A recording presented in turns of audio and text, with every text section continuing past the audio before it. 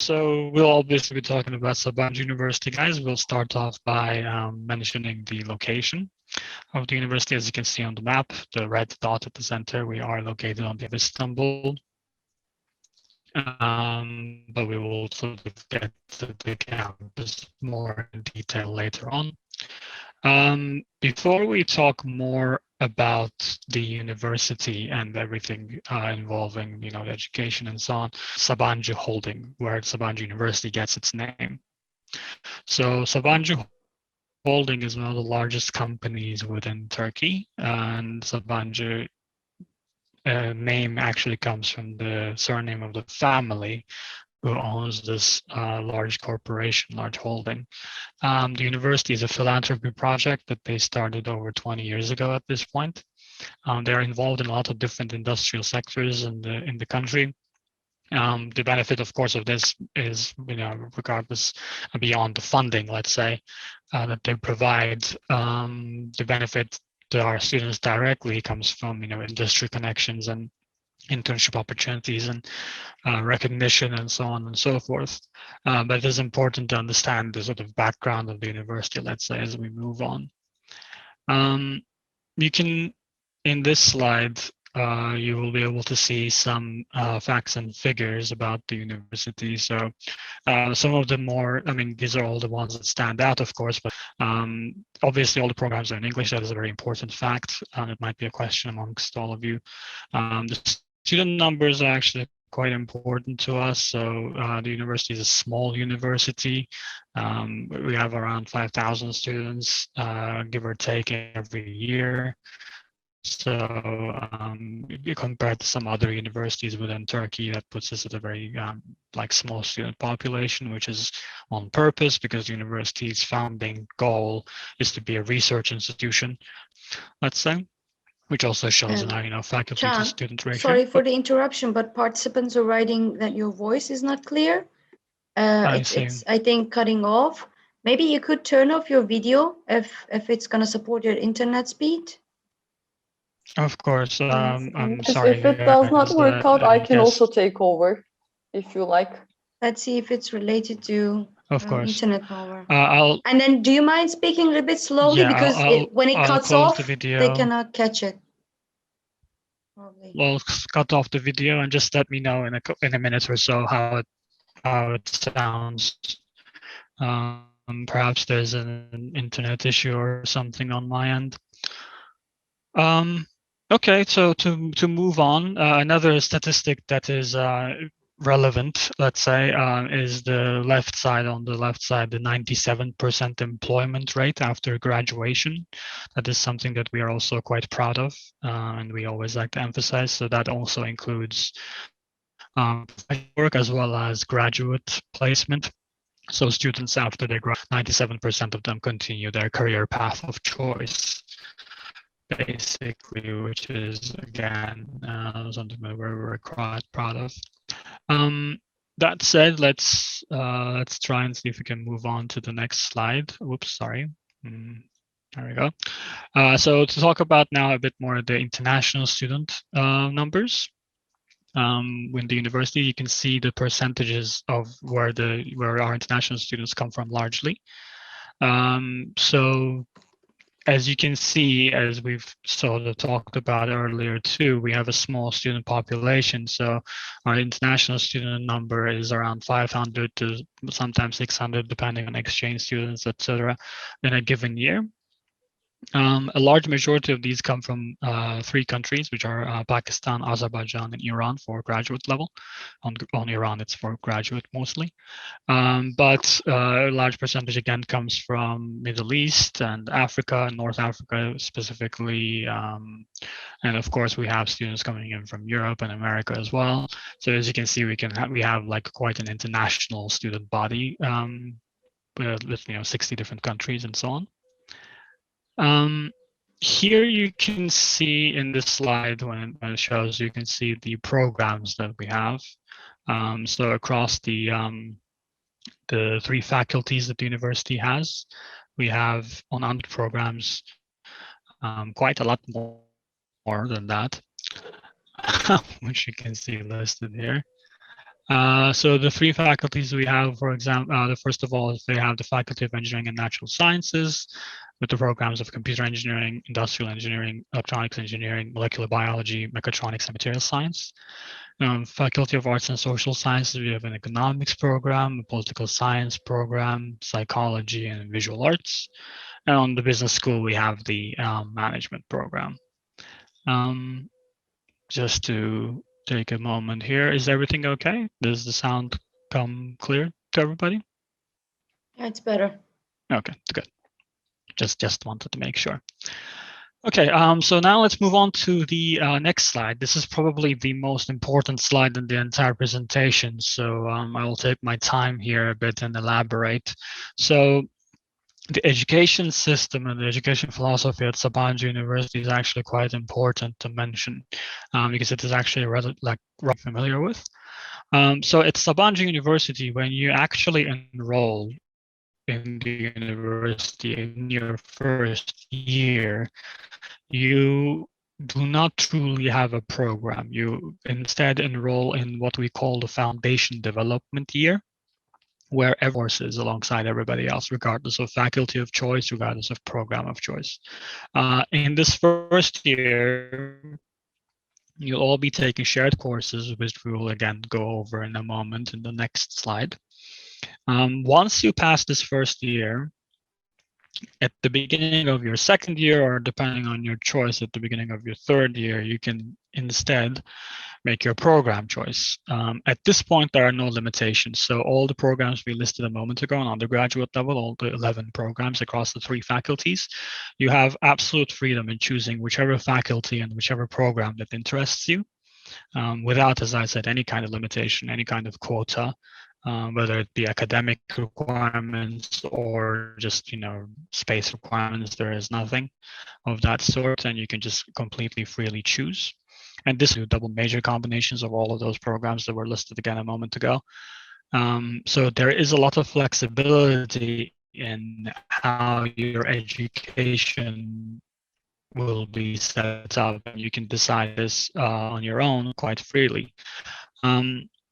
And of course, one thing to mention again, a common question that we get is that in this first year, as obviously you take shared courses, but the rest of the 3 years of your education are balanced, let's say, in a way in which you will be able to take all of the relevant courses for your program, computer science, versus 4 years at a different university or something. Like the education system is created in such a way to make sure that you graduate with complete knowledge of your field of choice, so of course at the end. That said, one other thing that we have to mention in this system, which is important, which we'll get to in this slide with regards to the courses that you're going to be taking in the first year,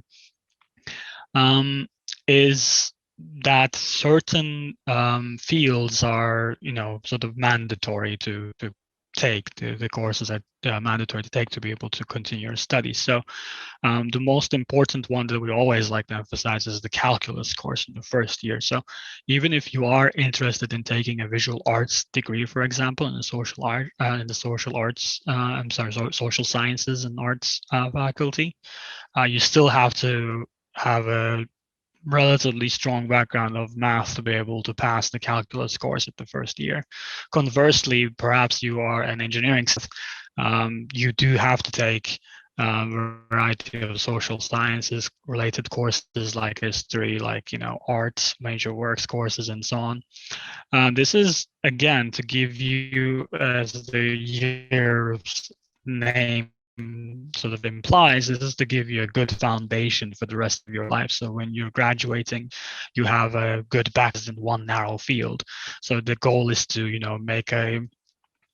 give you a better, more thorough, more complete education. But this is something that you should be aware of, let's say, so that there is no unfortunate surprises, especially again for the examples that I gave a second ago. Moving on to the next slide. So of course, we mentioned that you have the freedom to choose your major and that there are no limitations and so on. But you might be what to study. Well, you might be thinking, how am I going to know what to study in a year later as well? And I have this freedom. Well, we do have very sort of thorough support systems that help students to choose the major that they want to study. So, there is one event that we do every year called the Major Fest, in which, you can meet alumni, professors, industry professionals, and so on within your specific field, or within this field that you're interested in, of course, to get a better sense of exactly what a degree actually entails beyond, the more vague ideas that you might have about it at the moment. So the university does support you through this process quite heavily. That said, now let's move on to the next slide and talk a bit more about something that we mentioned earlier. The university, as I said, was created with a major focus of research. And when we talk about that, which is not something that we say lightly, there is actually a lot of very, very active research centers and laboratories within the campus and within the Sabancı University family in general. So you can have the centers and institutions list. So some of those centers are actually very actively involved in like beyond even research, very actively involved in almost day-to-day life and events in Turkey. So, and you can of course benefit from this active research environment within the university. So there is a very, very strong focus on this side. And here we can talk about a bit more of a specific example, which is that the Nanotechnology Research and Application Center. This is a center that we have right on our campus, the building of which you can see to the side. This is a research center that we are running in participation with, in partnership with the Turkish government, actually. And it does some very, very up-to-date research, including, very, very advanced genetics research, almost like, cancer research and so on and so forth. One example that we always share in these presentations is that they, using students from design to actual implementation, they are 3D printing like human organs, for example, just to sort of show how cutting edge the research actually is. So it is something that we're actually really rather proud of. And of course, any conversation about research and education quality and so on falls short if you do not back it up with some some of our rankings, basically, in the last year. Across the world, of course. We've picked some of the ones that we're the most proudest of. For me specifically, I always like to mention the world's best small universities ranking. So as I mentioned earlier, we are a university that has a student population of around 5,000, which means we are a small university as far as these rankings go. And amongst all the universities in the world who have a similar student population, we're the 27th best university. Similarly, amongst all universities under age of 50, we are the 69th best university, which is really nice. And in Asia, including China and Japan, we're the 48th best university. One other thing, again, when it comes to rankings that we always like to mention are our subject rankings. So beyond the university's general rankings on specific subject fields as well, we're also ranked quite highly. So you can see here our computer science program, for example, is ranked very highly, so is our social sciences program. Our business school, in the previous slide, you might have seen the Financial Times ranking for our business school. So basically, we try to, try to explain here is that the university might have different fields and faculties and programs, But as you know, you might be used to hearing from some other universities that there are certain fields in which they're stronger. In Sabancı University, that is not really the case. The more small and focused education that we provide allows us to have, you know, very high rankings, very good education quality in all the fields that we have, and not just, you know, one specific faculty over another.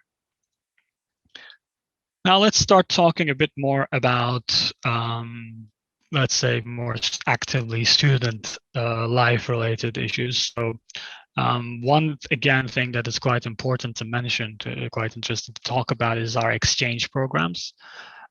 So for those of you who might not be aware of what actually exchange programs are, exchange programs are basically months to a year of your education at a different university across the world. So here you can see some of our partnerships around the world on the map, and you know you can't list it as countries on the right side. So basically we are partnered with universities across the globe. I always like to say wherever education is good, and like very, very top universities across the world and their countries. And we basically support our students to spend, as I said, 1 to 2 semesters of their education, and these are free of charge. There's no extra tuition that the student pays. It is just a way of getting some, you know, intercultural, international experience during your bachelor program. And we do have a very, very strong network that truly stands out. There is, of course, a lot of financial funding that we provide for this as well. So, you know, if you do want to go to, for example, the US, you want to go to Boston University and do, you know, your exchange program there, the university will not be expecting you to, you know, pay all the costs out of your own pocket, and will actually help you with, you know, travel costs and day-to-day spending and so on and so forth. So it is a very, very strong, very, very beneficial program that we, you know, always like to emphasize as an option to better strengthen your and that actually ties in, that network and that focus of this international experience ties in with our career development, internship, and alumni relations focuses. So here on this slide, you can see on the right side meetings of our alumni, basically, that have found international employment in different countries. And on the left side, you can see the internships that we have, the international internships that we have in the current countries, which, you know, the percentage of the countries that we've sent students to. So not only are you able to go on exchange programs internationally, you can also do your internship in an international setting as well. So for example, Germany is a very popular destination for some of our students. So in your, you know, when you need to do your internship in your second or third year at Sabancı University. So that is something that we very, very strongly emphasize and support, because it's mandatory. So we do not actually, you know, throw you to the wolves, let's say. If you choose to do your internship abroad, once again, you'll be able to benefit from, you know, all of these international support networks that we mentioned earlier with regards to the exchange program support systems. And of course, you can also benefit not only with regards to internships, but also when you're about to graduate.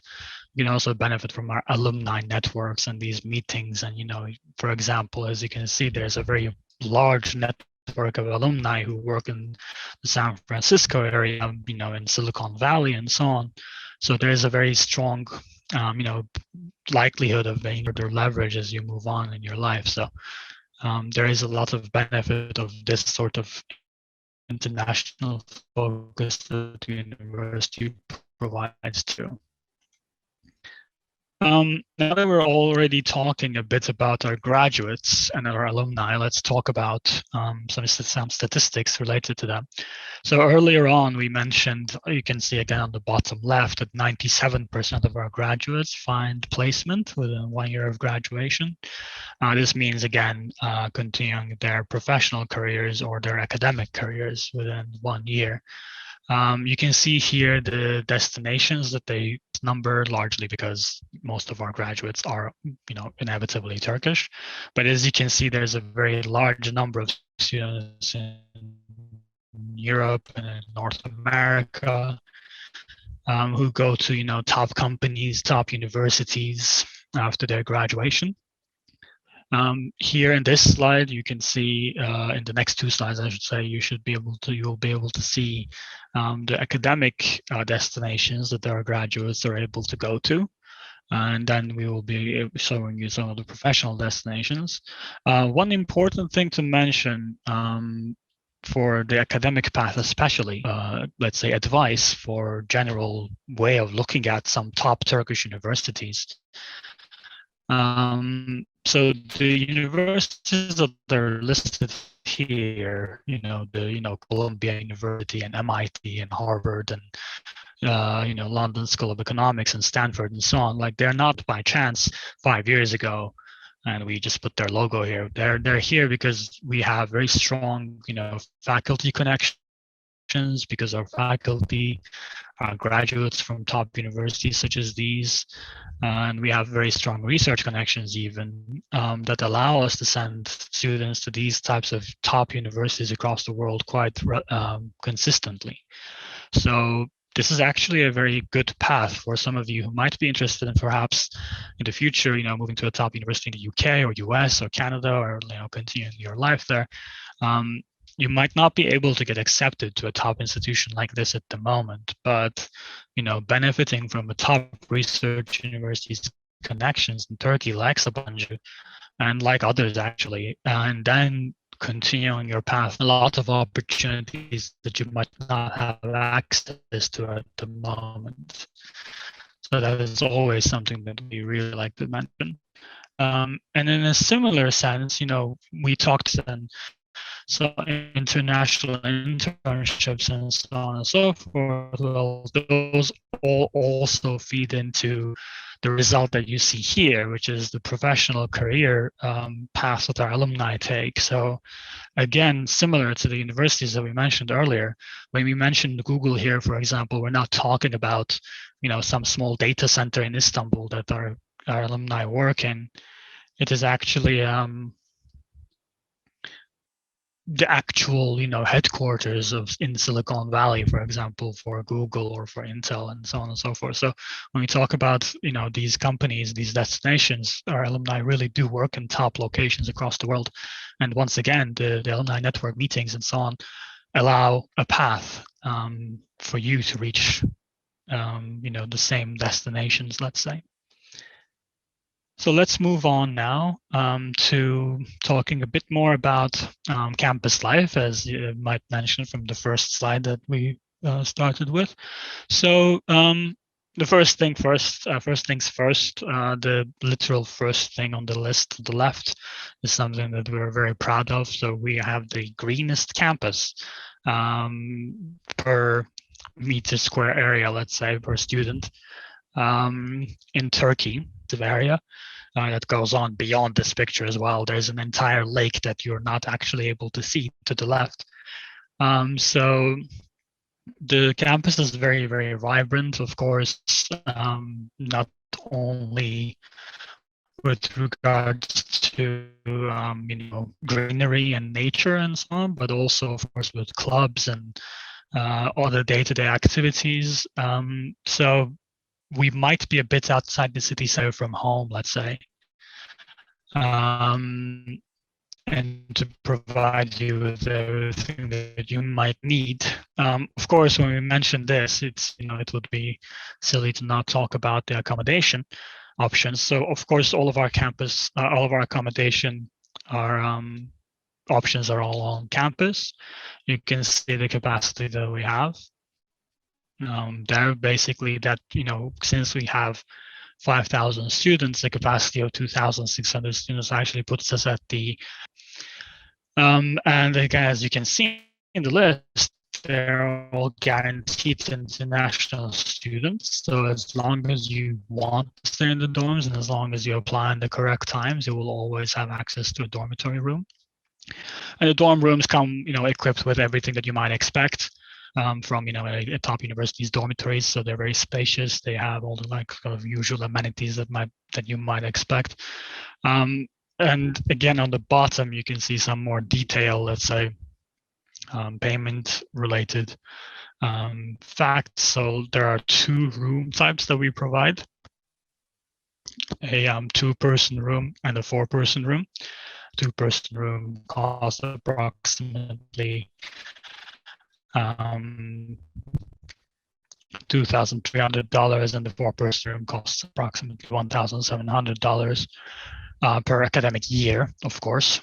But here too, I should also mention that we do have an accommodation scholarship program, which covers the full cost of the 4-person dormitory and subtracts that from the 2-person room cost if you want to stay in a 2-person room instead with the scholarship. So you would only be paying the difference between the 2 rooms, which comes down to something like approximately $600 at the moment.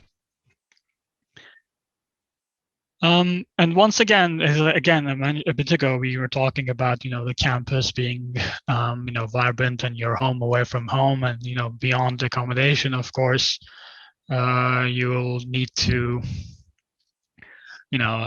have different options of things to do in the campus as well.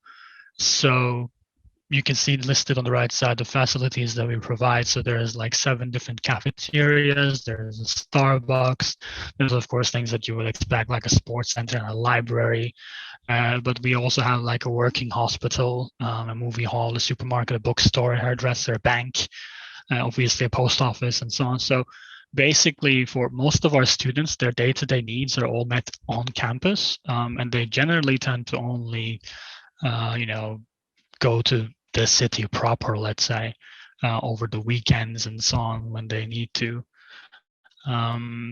So the campus is really built like a city in itself. On the campus are, they go without saying. There is a lot of clubs that we have, a lot of sports teams, hundreds of events per year on campus of different sorts. So, in addition to daily amenities and so on that we mentioned earlier, you can also find a lot of things to do, a lot of events to partake in, and of course lots of opportunities to socialize, which are all open to international students as well. And one final thing about the campus, so we do talk about the transportation, the distance of the campus. We mentioned how it is a bit outside the city center. Don't let that make you think that it is difficult to find transportation to the city. We do provide our own shuttle service, first of all, that goes every day, almost every hour, to major city centers in Istanbul, which creates a very strong network in and of itself. But also the university is, the shuttles and the university itself is relatively close to the metro networks. And of course, there's other bus options and so on and so forth within the city too. So the transportation network is really quite strong too. So you don't have to feel as if, you'll be living incredibly outside the city and have difficulties. And all of that is said, let's get more to admission, which are most likely so the questions that you guys are most interested in being answered. So first of all, we'll talk about undergraduate program applications. First things first, they are actually open right now. The applications will continue until the 5th of August. There is a chance that we might have an extension of this application deadline, but it is not really currently certain. But so for now, please keep it in mind that this is the actual active deadline.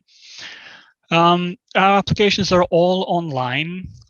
So all you have to do is go online and fill out the application form. There is an online application fee as of this year of $30. So please do keep that in mind. But after that, basically, all you have to do is upload the documents that that are required and meet our application requirements, and you send your documents online, and then the evaluation process starts. To talk about some common questions that we get. So first of all, with regards to English, the university does not actually require you to send a TOEFL score or an IELTS score during your application. We have our own English exam, which you can apply without any kind of English proficiency exam. And then later on take our exam instead. And our exam is provided free of charge to all students who are due to register 1 week before the university opens in fall. So it is a very, very viable option if you choose to follow it. Another question that we get very commonly is, are exams, international exams like the SAT required? And they are not as well. We do not require exams such as the SAT. We actually accept high school level diplomas from pretty much all across the world. We have on our application website as well. So you can just apply with your high school scores in most cases and without any kind of international exam results, and you can get admission that way as well. And one final thing, we'll mention scholarships a bit more in detail in a second, but it is important to mention here that all of our applications also are considered for scholarships. So you do not actually have to make a separate application process for a scholarship application. Now that, let's say that you've made your application, you've submitted your documents, what happens next? So once your application is fully in the system and you enter the evaluation processes, because we actually have a very thorough evaluation process that goes through both the faculty and the scholarship committee, results can take up to come out. However, you'll be mailed and you'll be asked to make a prepayment for your spot, $1,500, which is, of course, basically will be reduced from your cost, so it is not an extra payment. And then once you send us this prepayment, you eventually receive your official acceptance, and then hopefully you come and register in September after meeting all the other requirements, all the other processes. That said, let's mention the, perhaps the biggest question. So we are the highest ranked university in Turkey and, one of the best universities in Turkey and so on, as we kept on mentioning. Well, that also means that we are also one of the most expensive universities in Turkey when it comes to tuition at $19,500. All of our programs have the same cost on the bachelor level. But that is not to say, of course, that we do not support you. As we mentioned earlier, there's a dormitory scholarship that is available. But on top of that, there are also tuition fee waiver scholarships. So we give scholarships on levels of 25%, 50%, 75%, and 100% reductions on the tuition fee. These are largely given on the basis of academic merit, but it is important to mention that we do not have set score requirements for set specific scholarship position. It's not possible to say that if you have like a SAT score of a specific number, you'll be able to get the scholarship, because our application and evaluation, scholarship evaluation procedures are actually very quite thorough, and they, we investigate your application very completely beyond also just your academic merit. So it depends on the candidate and the application pool and so on and so forth, what kind of scholarship you might get. But that said, it is important to know that these support networks exist, and we do accept around we do accept quite a lot of our students with. So we can start the graduate programs information. Punar, would you like to take over here? Punar is our resident graduate programs expert, so I think she'll be able to inform you guys better than me. Okay, sure. Then do you want me to, start the presentation again, or can you just flick the pages for me? since there are only 2 slides for I graduate can just flick the pages. As I just let me know when to move. Okay, perfect. So right now the graduate admissions are open. If you're interested in applying to a master's program or a PhD program, we offer programs in different tiers. So first you can do an academic master's with a thesis, or you could do a professional program for masters. However, professional programs are only offered on weekends and 2 days in the evening. So they require you to be already in Turkey. That's why it might be harder to get acceptance to those programs. And also the quotas of those programs fill in very quickly. And by the professional programs, I mean professional programs listed under Faculty of Engineering and Natural Sciences. To some extent, this also applies to programs under Sabancı Business School, like professional MBA. However, if you're interested in doing an executive MBA, which requires, I don't know, at least 6 to 8 years of professional work experience and additional merits, then, you know, getting admissions might be relatively easier compared to other professional programs. However, regarding academic programs, including, you know, masters with thesis and also PhD, there are enough quotas available, and international students are more than welcome to apply. Right now, the admissions are open, and every program has different application deadlines. That's why after I finish talking about this, I will be sharing the link to the graduate admissions page. I highly recommend you to read it cover to cover, as it provides very important information. And generally, our graduate programs require you to submit a GMAT, GRE, or if you are from Pakistan, a GAT result. And again, if you are from Pakistan, we are also in the scholarship list of Higher Education Council. Again, that's why you can also apply with your, you know, GAT results and also get funds from your own government. And generally, master's programs with thesis are for 2 years, aside from the MBA program. The MBA program is a single-year program. And the PhD program duration in general differ between 4 years to 6 years. Aside from these requirements you see on the screen, each program might ask you for additional documents. You might have to attend interviews. You might have to attend, you know, written exams. It really depends on it really changes from program to program. So it is best to visit our website and see what the program you're interested in requires. So Tran, can we move on to the next slide? Of course. Let me see. Here we go. Okay, I think it's buffering. It'll take some time.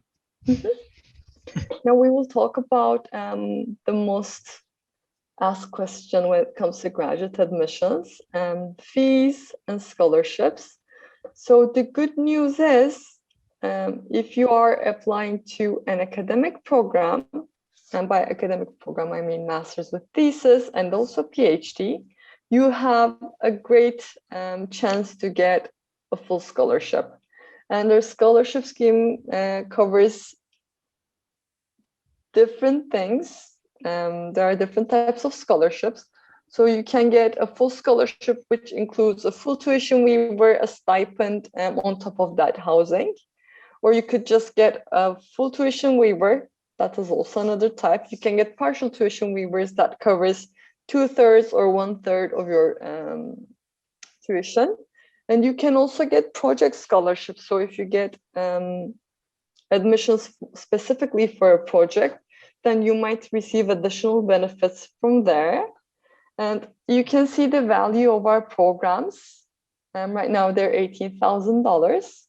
And for executive MBA, it changes a little bit more. However, I can easily say that on PhD level, almost all students are admitted with a full scholarship, or the scholarship that covers your tuition completely. And on master's level, easily 95% of students can get this, you know, if not complete package, the full tuition waiver scholarship. And the programs are very research oriented, they're very research heavy. And if you want to step your foot into academia, I think they're a great place to begin. And this would be all for graduate admissions, Can. Exactly, and that is actually all for the presentation as well. So thank you everyone for taking the time. So you can see some links here on this slide, obviously our website, our email address, and our social media channels. All of these links we will be sharing with you at the end of the presentation, and perhaps we've shared with you alongside the chat already. So let me stop sharing my screen now, and we can see if there are any questions for us to answer. There are plenty of questions actually, Can. I tried to answer them, some of them. While I was presenting, I was not able to answer some of them, and Ms. Melike also answered some. And maybe we can start from the top, and both you and I can answer some. Of course. So somebody asked, are there students from India? Yes, there are a few. Can we study economics alongside with finance? So we offer economics as a Bachelor of Arts programs, but we do not offer finance as a full program. However, under the management program, you can specialize on finance. And also under Sabancı Business School, we also offer finance minor honors program. So if that is your cup of tea, yes, you can do a minor honors program on finance. But if you feel like that would be too much for you, every Sabancı University student gets a number of free electives that they can choose from other faculties and departments. So if you were to major on economics, you can still take a lot of free electives from finance. So that might also, help you, quench that thirst for finance. And Haya asked, can I get... I see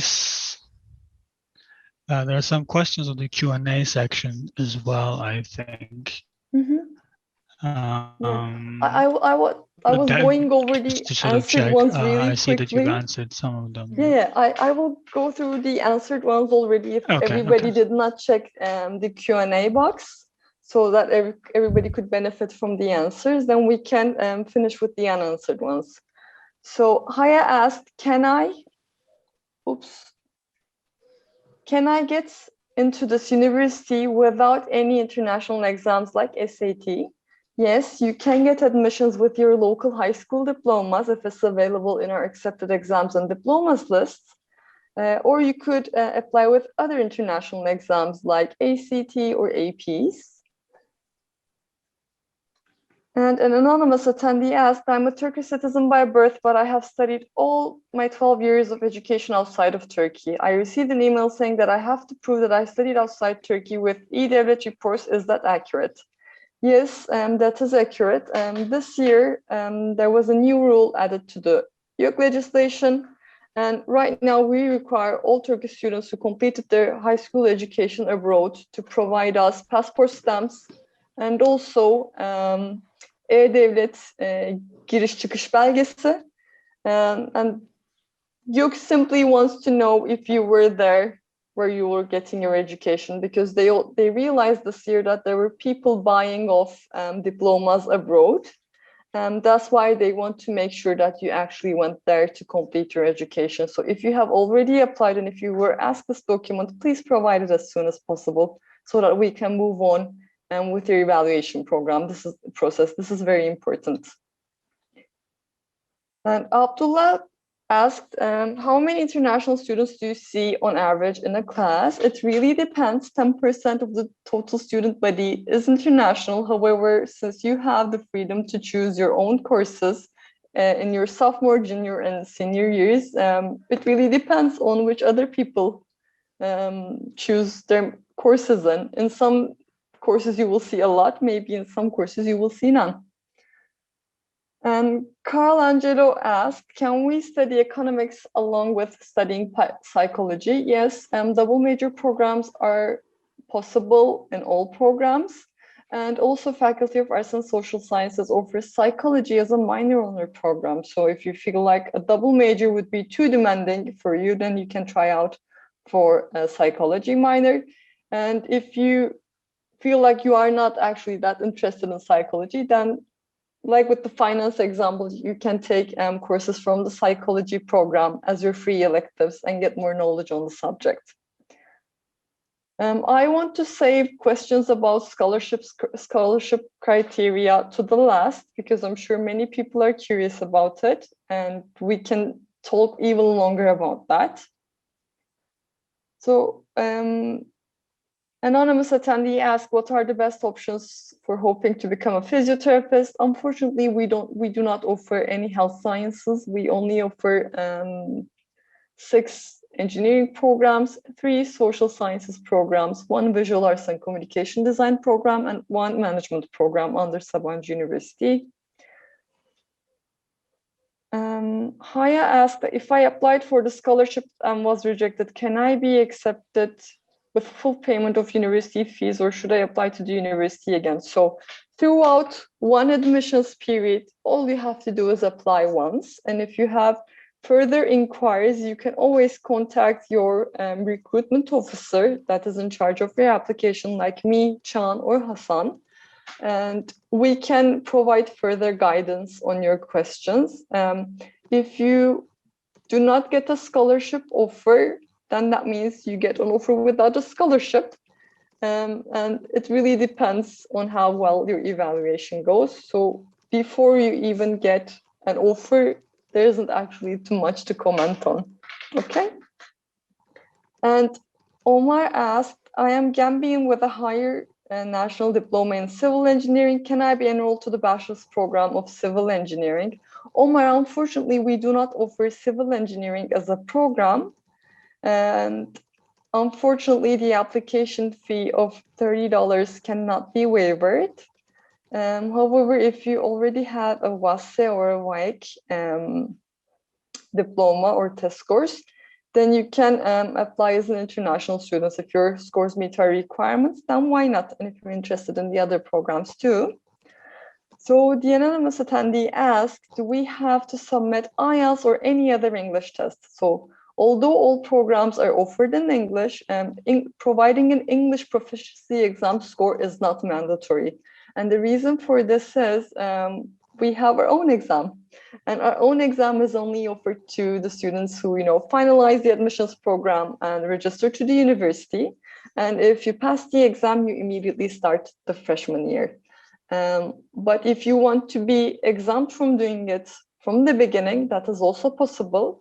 We accept exams like TOEFL IBT or PT academic, or if you're in Turkey, EYDS is also accepted. I will be sharing a link for the foundation development year exemption, and you can check which exams are accepted under what conditions and which are the minimum requirements from each test. So Hamza asks, is there any country-specific quota for undergraduate international students? No, we have enough seats for students from all countries. That's why we do not have country-specific quotas. And what are the requirements to apply for international students? Undral asked. I think Mr. Chan has already covered this with this presentation, so I will pass this question. So anonymous attendee asked, do you have any undergraduate courses which would allow me to study genetics or genetic engineering? Yes, we offer a molecular biology, genetics, and bioengineering programs. All of these are offered under a single program. They are not separate programs. So yes, we do. And also anonymous attendee asked about scholarships, which we will be talking in detail later on. And to simply answer your second question about on what basis the scholarships are given, they are merit-based. The more good scores you provide, the more chances you will have. But let's talk about this in detail, because there are also tricks and twists in that sense too. So Helen asked about graduate admissions, which I provided more information about just a moment ago. Mubina Shabir asked, the admission date for the spring semester is not mentioned on the website. When will the admission process start for the spring semester? So on undergraduate level, we only offer fall admissions, and the admissions period generally begins in January, and it generally lasts until late July or early August, and that application period is only for the fall semester. However, on graduate level, only Graduate School of Engineering and Natural Sciences offers spring intakes, but the rest of the graduate schools do not also accept spring intakes. So only the engineering programs on graduate level, postgraduate level accept spring intakes. So anonymous attendee asked, regarding campus life, are the dorms gender separated? Yes, girls and boys stay in different buildings. And are there any religious restrictions on apparel or practices? No, just simply no. So anonymous attendee asks, is it mandatory to submit an SAT score? An SAT score, yes. I said it right. No, it is not mandatory. You can also apply with your local high school diploma if it's on our list and if it meets our requirements. And anonymous attendee asked, is it possible to study the above without a history in biology, or does the university teach us the course from the root up, or to what extent do we need to know biology for this course? So there isn't actually an additional requirement for each program to know to know that natural science or that field of knowledge to some extent. However, if you have no background in that area, maybe the curriculum might feel harder for you, and you might have to work additionally hard to learn it. So in that case, rather than there's a restriction, it should be a question about whether I should be able to do it without any background, and you know yourself best. So let us know what you think in that sense. So Nabia Kresh asks, do I have to take an English proficiency test if I have received my entire education in English? If you have completed high school in the United Kingdom, America, and I think Canada and Australia as well, then no. However, if you completed your high school education in another country from the countries I just mentioned, then yes, you have to take the exam. Unfortunately, that's how they set the rules. And anonymous attendee asks, is there a grace period for the applications? I cannot pay the fee until next week. Now, I don't understand this question completely. Are you asking about the application deadline, or have you already received an offer and are you asking about the offer deadline? Because if you have not already applied yet, then you can still apply until August 5th. However, if you already applied and received an offer, then yes, you have to make a prepayment until the deadline on your letter to save your seat. It is very important. Please note that the prepayments are non-refundable, by the way. So Undral asks, isn't there an essay requirement? By essay, do you mean like a written exam, or by essay, do you mean a letter of intent? So there isn't a written exam requirement. If you are applying as an international student, then you can provide one of the accepted exam scores or diplomas. On top of that, sometimes you might be asked for an interview, but aside from that, there are no written exams. However, if you want to have a strong application so that you can have a good chance at the scholarship, then I would recommend you to add a letter of intent explaining why you want to study at Sabancı or why you want to study in that major. It looks good on your application. Also, Nabia already mentioned Pakistan. Unfortunately, Nabiha, no. But since you received your education in English, I'm sure that our exam would be a piece of cake for you, and the English proficiency exam. Okay, so Haya further explained that, yes, that's what I mean, because I applied to the scholarship, but I don't know if it deserves a scholarship. So I want to know if I can be accepted without a scholarship. So if the scholarship of committee does not offer a scholarship to you, then you will get an offer without a scholarship. I mean, so you can get several percentages of scholarships, and if you are not getting any scholarship, then you get an offer without a scholarship if your application was not rejected already. And the anonymous attendee asks, may I ask what grade level transcripts do you require? All grades, please. All grades, showing all courses, showing all grades. So only submitting the last year report with even the last semester, because sometimes we also get that a lot, does not help. Please provide all transcripts for all grades. So Saad asks, by seeing the current situation of pandemic, what are the chances of on-campus study? So Saad, in Turkey, universities are governed by an institution called YÖK, which stands for Council of Higher Education in English. And although the universities might be preparing for having on-campus education or a hybrid education model where if you like to come to the campus, you can, but if you want to do, distance learning, that is also possible. I'm sure that all universities in Turkey are preparing for such scenarios. However, when the university starts, if YÖK just says, you know what, I want every university to offer distance learning because that is going to be the safest option for everybody, then all universities have to comply with that.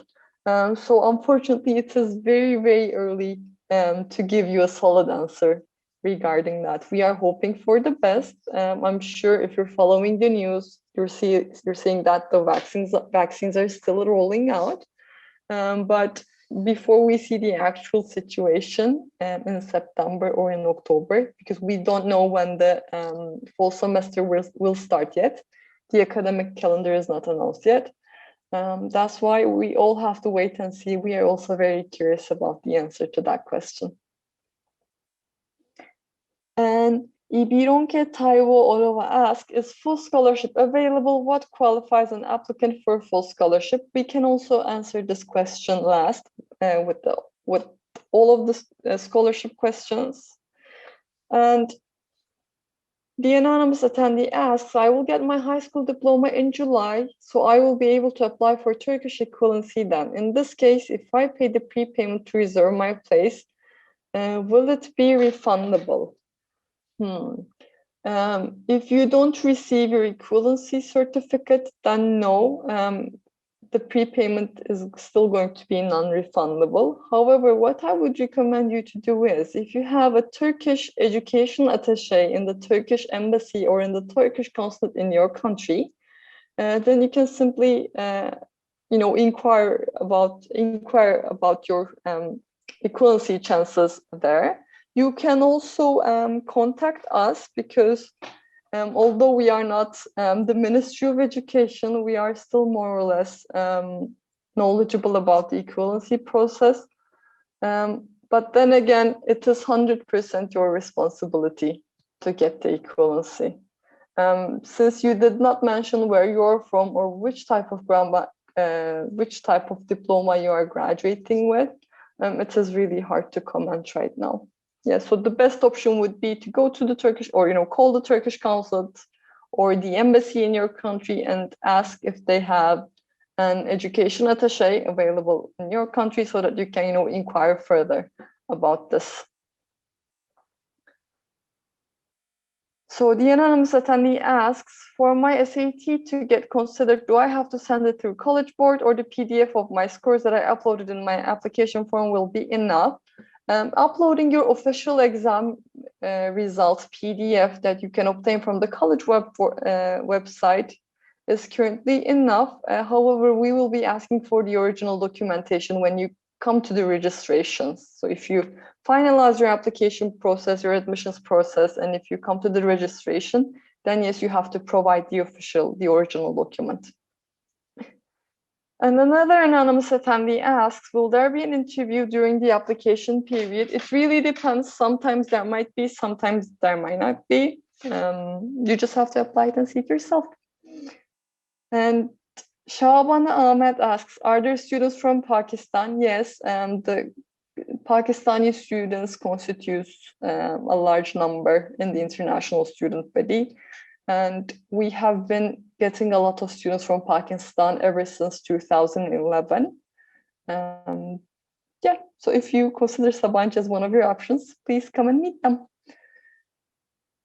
Hamza Khan asks, since Sabancı provides only merit scholarships, how do you plan to support admitted students from financially weak backgrounds? So admissions scholarships are not the only scholarships that we offer. We also offer scholarships opportunities for current students that are studying at Sabancı University. But unlike the admissions scholarships, they are not given to you from the start. You have to complete at least 2 semesters. At the end of these 2 semesters, students get ranked. And if you're in the top rankings, then you might have a chance to apply for additional scholarships. So, and there is no guarantee that you will receive one. However, I can drop you a link after I finish answering all of the questions, and you can learn more about what kind of opportunities you might receive. And unfortunately, we do not offer need-based scholarships on the admissions. You know, we only offer admissions scholarships. For the application portal, can any one of my dear colleagues send the link to the chat box so students can apply? And yes, so I already answered this question. If you don't get the equivalency certificate, then no, the prepayment is not refunded. And we also answered this question. If I have studied my entire school career in English, it depends on where you graduate from. So the last 3 years of education has to be either from the US, the UK, Canada, or Australia. Or else you have to take our exam or provide an exam result if you like. Like I mentioned, providing a TOEFL IBT score or a PT academic score is not mandatory. You can simply take our own exam. And if you have already studied all your education in English, then I think it will be a piece of cake for you. Musa Manjang asks, hello, I want to ask whether admissions decisions are made as students apply, or are they made only after the applications are done? So if your application is missing documents, first we wait for you to complete your documents. And after you complete your documents, you get evaluations in groups. And then you will hear whether you were accepted to the university or not. If you get accepted, then you will later learn out whether you were accepted with a scholarship or not. Does my high school diploma has to be a Turkish equivalent? If yes, how it is determined? So yes, it has to be a Turkish equivalent, because in Turkey, in order to study at universities, you must finish high school. And if you get your high school education abroad, you must prove that the education you received is equivalent to a Turkish one. And the way you do this is currently the Turkish Ministry of Education provides these services. You have to apply for the equivalency certificate and get one. Like I mentioned, if in your country there is a Turkish education attaché and a Turkish embassy or a Turkish consulate, then you can consult them about this issue. Aziza Kanurumboeva asks about scholarships. Aziza, we will be answering this question the last. So an anonymous attendee asks, is it possible to change my major, and will it affect any scholarship that has been offered? So the scholarships are offered for 1 year of prep school and 4 years of education. The only condition is that you shouldn't commit a crime and get disciplinary action. If you skip prep school, then you cannot cash out the prep school scholarship, or if you were to receive a dormitory scholarship, again, you cannot cash out the dormitory scholarship. And yes, even after declaring your major once, you can still change your major one more time. However, it really depends, you know, if you select your electives carefully, maybe you will already be completing the program requirements of the second major that you will be changing. And maybe with summer school and this and that, maybe you will not need an additional time to finish the second major that you chose. It really depends.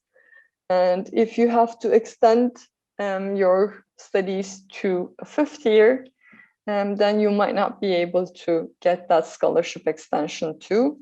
But you will already have 2 years to think about what you want to do. Your sophomore year is solely for, you know, seeing what you like, what you're talented in. And if you make a good decision in those 2 years, then you don't have to change your major, you know. Let's try to look at it from the bright side.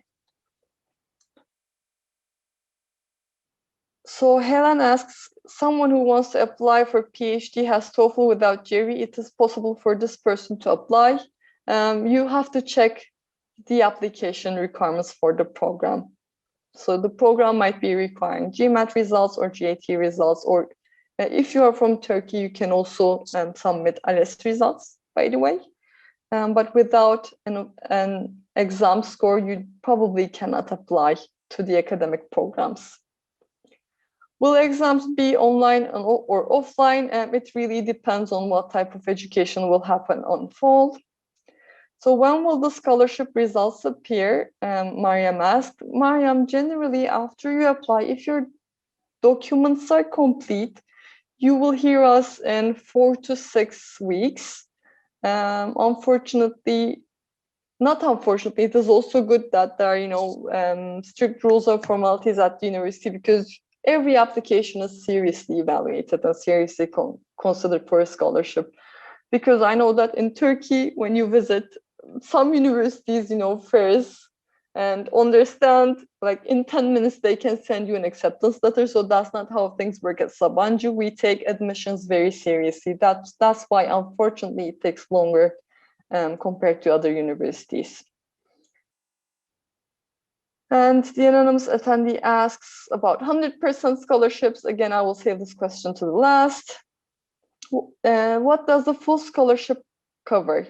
So if we are talking about the 100% scholarship for undergraduate students, it only covers education, therefore your tuition.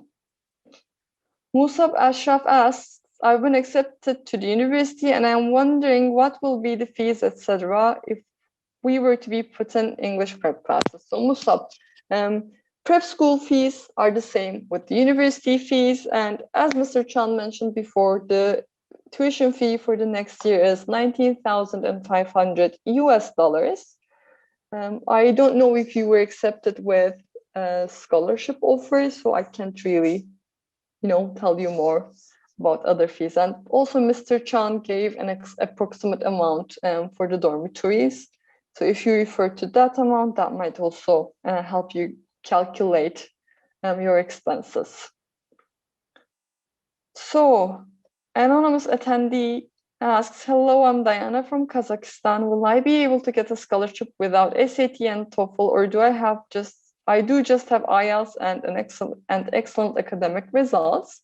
Diana, you can apply with your ENT results and also your attestat. So if you didn't do SAT, but if you will be doing ENT, or if you have already done ENT, and if it meets our requirements, then you can also apply with those.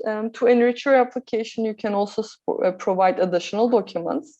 Unfortunately, IELTS is not accepted by Council of Higher Education, and that's why we cannot also accept IELTS as an English proficiency exam result. However, if you like, you can still submit it as an additional document for scholarship evaluations, because if your IELTS results is good, then that also shows that you are making effort to go to good universities on your own. So it might help with your scholarship evaluation. But of course, it wouldn't help as much as another academic document, because it is just an English proficiency exam and it does not show anything regarding your academic background. So Aziza Khan Urumbarova asked, does only high school diploma need to apply? Yes, if you provide only one of the exams or diplomas in that 14-page list that we just provided, then yes, you can apply. And the only important thing is your diploma has to be in our list, and you have to meet the minimum requirements from that diploma score. And anonymous attendee asks, I have some low grades during my some of junior high school days. Will that affect my application, even though I improve over time? Your cumulative GPA will be considered, and also we try to approach the application as a whole. So any additional document you provide, or if your improvement is visible, then that would be taken into consideration. But I don't think that it would help you get 100% scholarship compared to a lower range scholarship, to be honest. I want to be honest, so that everybody can have healthy expectations. So Musa Manjang asks, I also want to ask, is it possible to transfer a student from Gambia to the university for a full scholarship? Unfortunately, on transfers, scholarships are not offered, Musa. Ahmet Amin Kerim asks, if we apply in June and July, will we have less chance to be accepted because it is near the deadline date? No, acceptances have to do if you meet the requirements or not, or if you have a good academic background. But for scholarships, I can say the same, because the applications begin in January, and in January, the scholarship quota is full. However, until June, we keep offering these scholarships in small batches, and students take the offer. So in June, in July, and especially those 5 days in the beginning of August are too competitive for scholarships. So even if you're missing documents, I would highly recommend you to apply now and send your documents as soon as you receive them. So it is also important to get your application in the system as early as possible.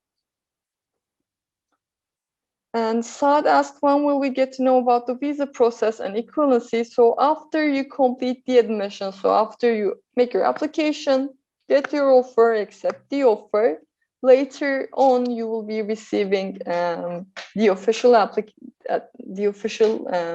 acceptance letter. And with that, you can apply for a visa, and towards the beginning of the semester, you will be receiving legal information from us and from the Student Resources Department. But if you also, complete the prepayment, you can immediately start your equivalency process if you're in Turkey and if you have your diploma.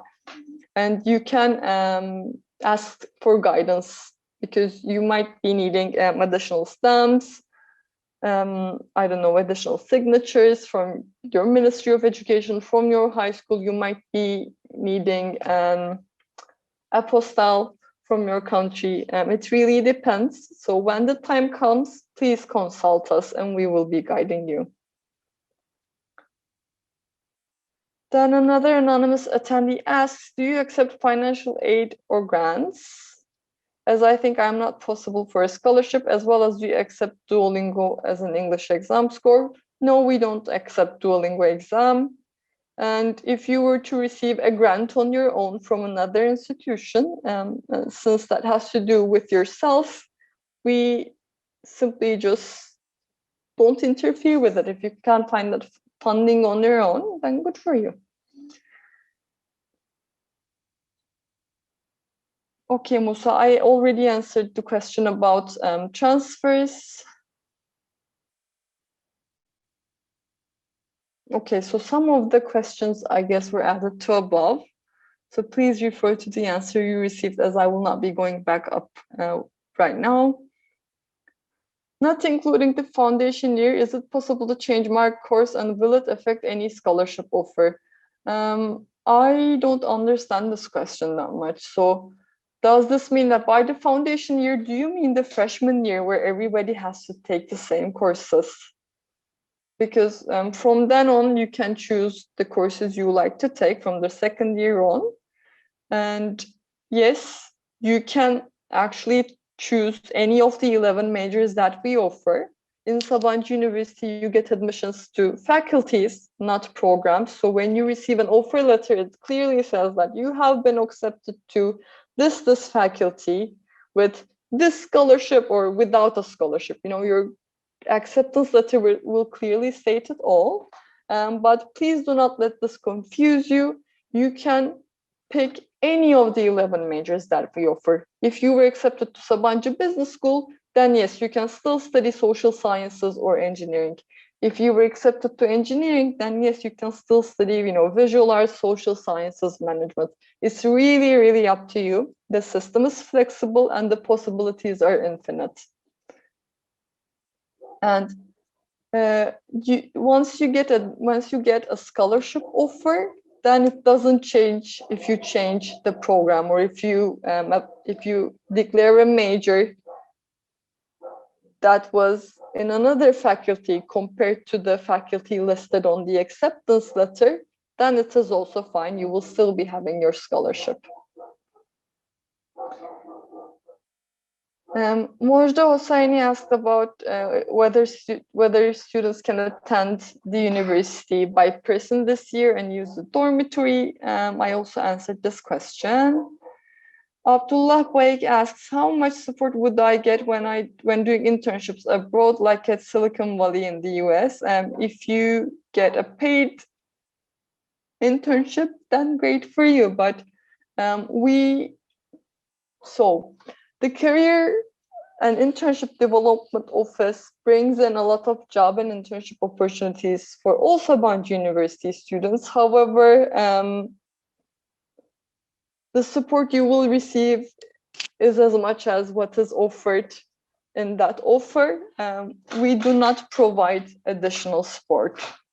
You know, I don't know whether you were asking for, you know, additional monetary support, but if you were accepted by your own merits there to, I don't know, a position that you found on your own, or if it was a position that was brought by the Career and Internship Development Office, then it covers whatever is listed there, and you have to cover the rest personally.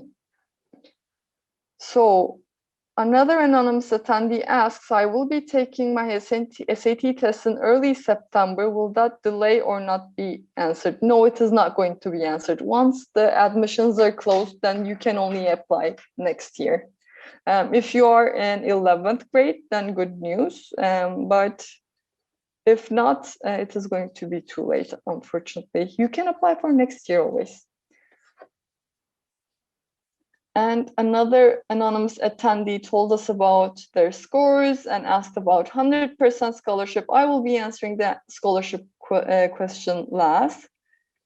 And another anonymous attendee asked, if I'm an academically strong student, will I be denied a full scholarship? Okay, we will be talking about the full scholarship.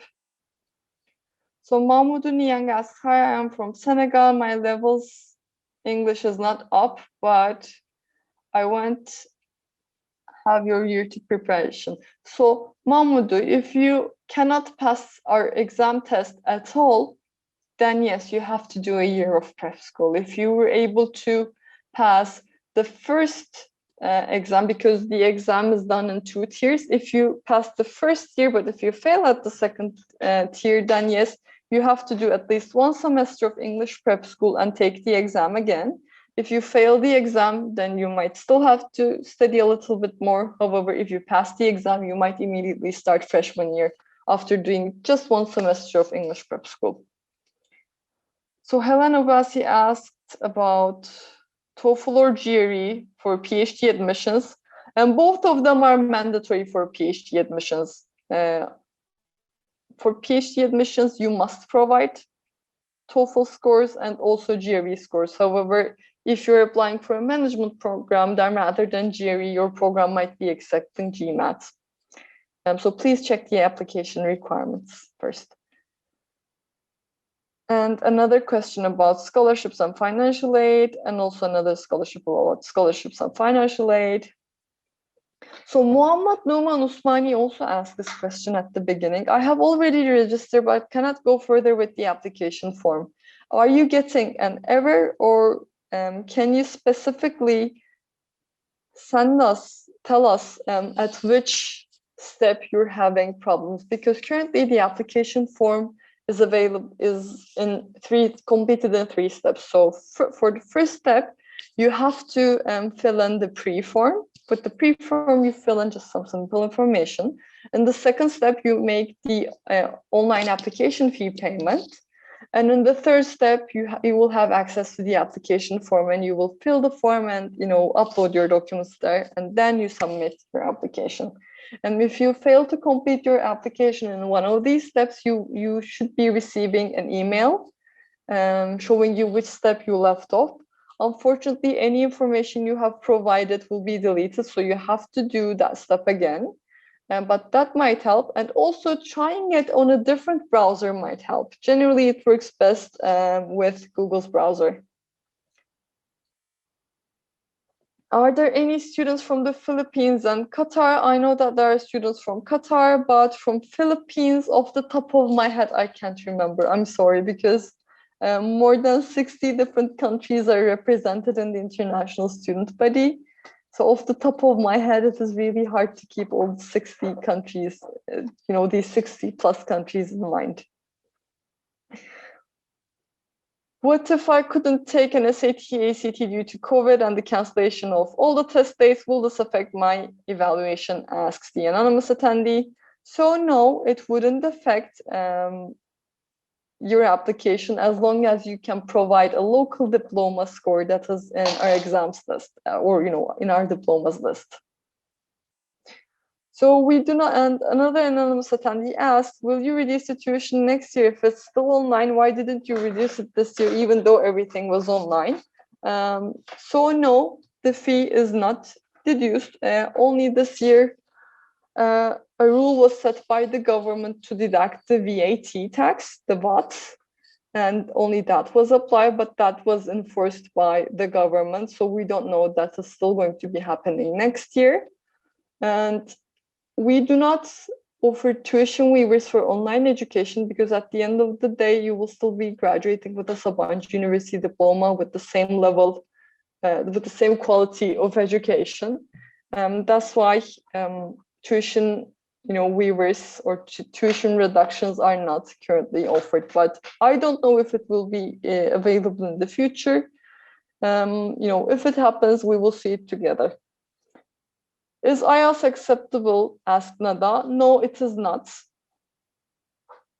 But you can, add it as an additional document for scholarships evaluations rather than English proficiency or prep year exemption. And Mujda also asked about scholarships. And another anonymous attendee asked, is Cognia certification enough for qualification for Turkish equivalency? I am not sure. Yes, please, Ms. Melik also already answered your question. Just please send us the document and we will have to check it and get back to you. Are there any, so Mariam asked, are there any Arab students, specifically Egyptian? Yes, there are. And another anonymous attendee asked, what is the foundation development year and is it compulsory? So this might seem confusing a little bit. So there is the foundation development year and there's the foundation development program.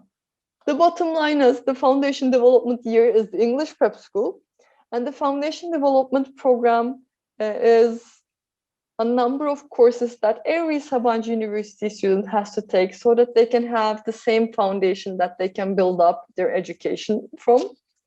And these courses include, calculus, natural sciences, there's this coding program that you have, coding course that you have to learn, coding by using the Python programs, and there are, other mandatory courses too.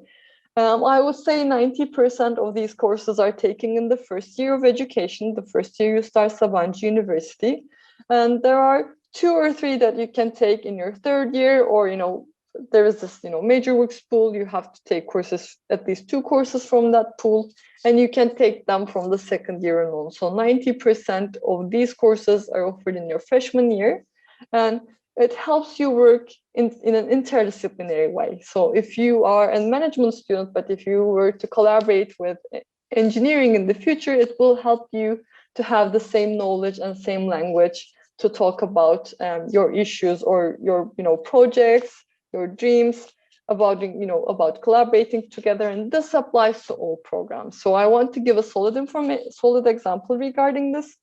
Let's say you are a visual arts student. Can you collaborate with an engineering program? Yes, you can. So for example, if you want to work on data visualization, then you can easily collaborate with the computer science program. In that sense, it is good to have that, basic language, basic knowledge with each student so that you can collaborate easily together. And let's move on. What are the visa and travel requirements? It depends from country to country. Please check the Turkish consulate or Turkish embassy's website for visa requirements. Pınar, sorry for the interruption, but majority of those questions, I tried my best to answer them. Why don't we just sum up and, for the major topics, just mention, okay, you said scholarship might be one issue.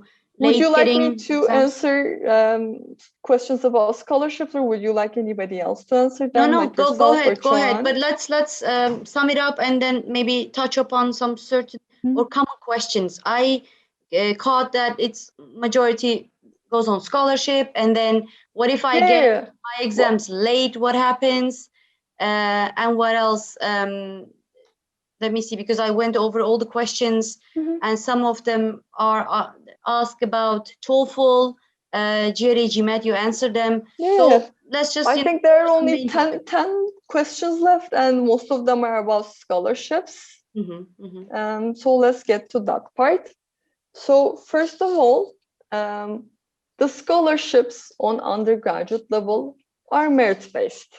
So the more successful you are academically, the more chances you have at getting a high percentage scholarship.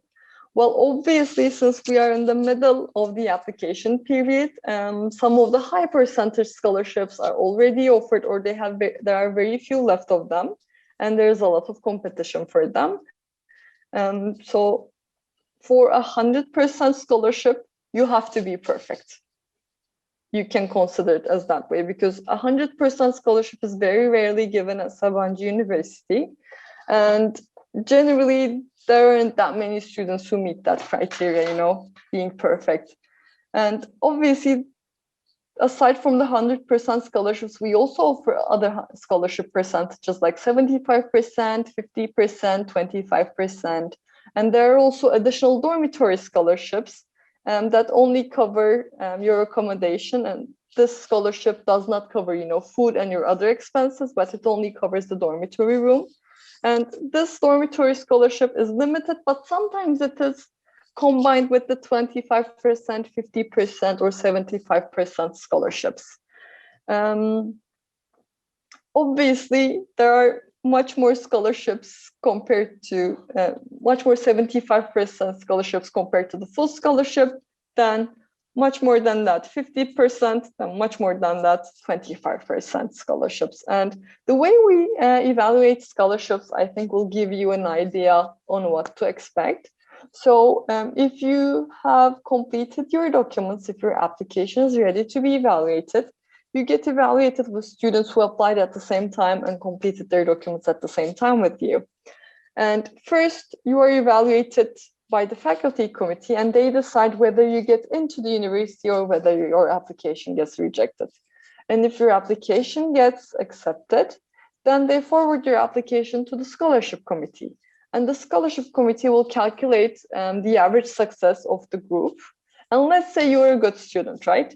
If your academic merits stand out from the crowd, and if it's above the average, then you will have a chance to get a scholarship, or you will have a chance to get a higher scholarship compared to the rest. However, let's say the average success of the group you're evaluated is really, really high. Then in that case, although you're a good student, you might not stand out, right? And if that happens, you might not be able to get a scholarship, or if you're going to be receiving a scholarship, you might be receiving less scholarship compared to the other students. So in this sense, we can't really say if you get this much scores, you can get this much scholarships, because it really depends from group to group. You know, it really changes in each evaluation round, and also the quotas keeps getting decreasing, you know, towards the end of the application period. So it is important to prepare in advance as much as you can and apply with the best scores as early as possible. So if you are not going to be applying this year, for the next year, I would highly recommend you to prepare in advance and apply as early as possible. However, if you're intending applying this year, then please apply as soon as possible. Although if you have missing documents, you can send them us by email later on. So if you have missing documents, you don't have to apply again. You just send them by email, and we will make sure that they are added to your application as the recruitment specialist. And yes, if necessary, you might be asked to have an interview for scholarships. It happens, but it rarely happens. And let's say you received a scholarship offer, however, it did not meet your expectation. Then if you provide additional documents, you know, academic and, you know, extracurricular, then you might ask for a reevaluation. Well, but please don't think of this as a bargain. So you are not making a scholarship bargain with the university. You are just asking to be reevaluated in the next round of evaluations. And if the average success is lower than the previous group, then you might be getting the scholarship increase. But please don't expect very drastic changes. So from 25% to 75%, you have to provide something very solid to be able to, you know, get that jump. Otherwise, scholarship increase happen in, you know, reasonable amounts if they are available and if it is possible for you to get that increase. And would you like to add any other stuff? Any other piece of information regarding this, Can or Ms. Melike, regarding scholarship evaluations? Not scholarship. I mean, we have received a lot of questions. Everybody wants to know the fixed requirement for that. But as you mentioned, it's not possible. It's not us deciding, by the way, for the scholarship. That's why we're just sharing our experiences, because we're dealing with admission and dealing with students. Keep in mind that it's in rounds. Like in every month, there's a list, and those students are compared with each other, compared within their country. And, you know, indeed, the scholarship committee is doing their best to offer available scholarship to anybody else, of course, from different nationalities. So they're not just also focusing on giving those scholarships to really just good, academically good students, but rather divided between countries too, so that we can have, you know, variety of students from different countries. But it's really hard to give you a description. I mean, it's in a way meaningless to keep asking. But my suggestion would be, if you think you're a strong candidate, just apply, and then you will definitely be reached out by our admission team throughout the process. And then once you get your offer, you know, you'll be given the details, like percentage of scholarship, if you got any dorm scholarship, anything else, any extra support, and you will be given some time to think about it, at least 2 weeks. Before you make your prepayment. It's not like you have to do your prepayment immediately, but just think about the offer. If it fits to, you know, your future plan, then you can make your prepayment and then become a potential student. I think I don't have anything much more than to say about it, but there was one topic. I mean, I've been, you know, seeing the questions, and just to clarify the issue about this foundation development year, because recently there were also some other students asking about it. I think, I mean, Can mentioned during the presentation, I think it was pretty clear, but since our system is different than the other regular Turkish universities, maybe it's worth to mention again. So guys, keep in mind, bachelor programs are 4 years, okay? And then there's 1 year English prep school. Let's call it English prep school, not foundation. Once you take the exam, English exam, if you pass, you're good to go for the bachelor. When you start your bachelor, the first year, as my colleague mentioned, it's the common course year. We call it foundation courses, foundation year, let's say. But it's not, it doesn't have the same function as it has in England. It's not a separate year. It's embedded to your bachelor program. The only difference is it gives you the chance to choose your major by the end of first year. On other regular universities, you choose your major and then you get registered to this program. But at Sabancı, you get registered to the faculty, take first year, take common courses with everybody else, and by the end of first year, you declare your major. But don't see it as a separate entity. It's part of your bachelor. So it's 4 years. It's not like 4+1. But English prep school, of course, it's a separate year because it's just giving you English knowledge. I mean, it's teaching you English simply. That's why don't get confused, okay? And if it still does not make sense, write us an email. We'll try to make sure that, you know, it gets clearer for you.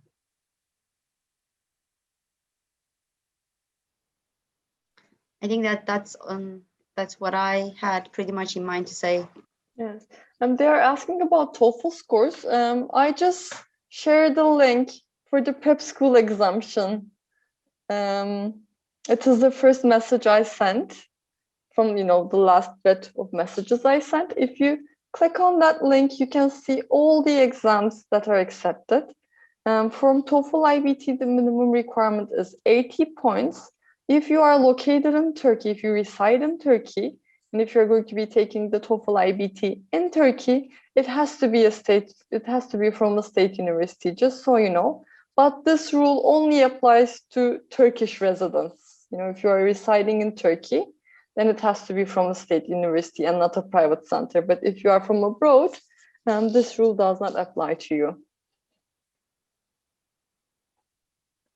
So Abdullah asks, regarding internships, if I'm specializing in computer engineering, would things like plane tickets be paid from Sabancı, from USA to the USA, be paid by Sabancı? No. Your internship has to do with the company on the other side and yourself. And if the job offer does not include that support, then no, we don't give monetary support additionally. There are some support systems, I think, in the Erasmus internships especially. So there are certain internships, programs that you can benefit from internationally, which could, as we spoke about before, Abdullah, which could actually fund some parts of your internship. So you have to sort of apply to a specific internship program or project. And I mentioned this earlier too. If your internship that you're applying to has this system, then yeah, there is some funding. It's just that you have to sort of specifically find those offers and those projects, let's say. You can check the internship office's website for more information on that too, by the way, if you're interested. The career office has some international internships information which you can follow.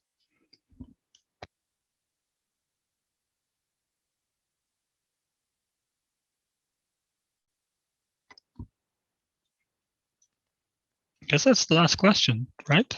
Am I missing something? I think so. Yeah, we answered pretty much everything. Okay, so let's do a last call, I guess, guys, before we start to bring this webinar to a close. Is there anybody who has any final minute questions? The reevaluations, I'm sorry, take up to a month usually. Depends on when you applied for them. If you have applied for one and if you haven't heard from us still, and a month has passed or a month and a half has passed, let's say, just to give some extra time for it and delays, write an email to your admission contact person. And I'm sure they'll let you know. Maybe it's worth to mention, so as the time passes, we get closer to the August. So we'll do more. Oh yes, that's true. Frequently. It's gonna get longer than a month, maybe 2 to 3 weeks. 2 to 3 weeks, exactly. That's true. So yeah, actually, what Ms. Melika said is correct. In the upcoming month from the beginning of May onwards, hopefully, you'll be able to hear from us every like 3 weeks or so, depending on the time that you make a request, either in reevaluation or even an application. Okay, anybody else? Anything else? Okay. Oh, wait a second. Let's see. Amara asked. Yes, Amara, you can. You can send TOEFL results even though you've already applied. I believe Pinar mentioned this earlier from what I recall, but guys, remember, you can, after you've applied, you can send everything. There's literally nothing that you know, don't be hesitant. Every kind of document that you get that you feel might be relevant, just feel free to send them. This could be exam results, these could be TOEFL, you know, English exam results, this could be regular exam results, this could be your high school diploma, recommendation letter, anything that you feel might be relevant. And you can keep sending these, Cheyenne, until the application deadline, basically. So August 5th at the moment. But of course, if you know, for example, want to be reevaluated and, you know, you want to support that with extra documents, then, you know, send it early. Don't wait for later in the year. As soon as possible is the best answer for these kinds of things, to be honest, in general. But yeah, the deadline is your absolute limit, let's say. Okay, still waiting for a few more minutes to make sure that we don't get anything else. Well, not 3 more minutes, but a bit more. The presentation is already at 1 hour, 45 minutes, so it's been very productive, actually. And Quite John, impressive. by the way, before we end it, I mean, we shared a lot of links over here, but, you know, just to underline it, guys, please go to our webpage and check our requirements. We have been receiving a lot of questions about, can I apply without SAT? Can I apply without this and that? Just check the requirement list, because this list, as Pinar mentioned, it has like 14 pages, includes almost every country all around the world, and includes international ones too. So SAT is placed as international. But then let's say if you're from Ghana, then there's a Ghana section and there's a requirement from Ghana. That means you can apply either with diploma from Ghana, whatever is listed there, or with SAT. So you don't have to provide both. One of them is enough. But just go over the list, find your country, also double check the international ones. If whatever you have in hand is still not there, then just write an email to us. Yes, exactly. I sent the main link as well. There's the exam link, the exam list link in the chat window. There's also the main undergraduate applications page link, from which you can also, from the tab above, reach the graduate links if you're interested in that. So do check the website. Abdullah, yes, you can get reevaluated for a scholarship. This is open for everybody as a path. All you have to do is just write to me and let me know that you want to, you know, be reevaluated in the next round. And if you have your recommendation letters, just send them, attach them to the same email. I'll add them to your file, and we'll put you through the evaluation. Okay, so I think that's enough time. We waited like 3 or 4 minutes since the announcement, let's say. So we can slowly close. Thank you everybody for attending, and thank you everyone who is still here for staying after 1 hour, 45 minutes. It's really wonderful to see all your questions and your interest. Makes us very happy, to be honest, to put in this time ourselves, at least on my behalf. So once again, thank you all. Rest of my colleagues, would you like to have like you know, small closing words? Thank you everybody who joined us today, and like John mentioned, waited until the end. And if you have any questions, just contact us if you're interested in. I highly encourage you to apply.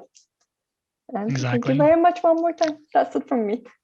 Yeah, thank you everybody. First of all, my colleagues who devoted their Saturday, it's not Sunday, Saturday, to this webinar. And thank you guys for attending and staying with us until the end. As we said, whatever concern you have in mind, just write us an email, stay in contact. We'll make sure that you're heard and you're answered. I hope this has been an informative session for you. We'll organize some other webinars soon. Follow our social media for that. Have a good day. Exactly. All right, then thank you everybody once again for attending. Sorry about my connection issues at the beginning.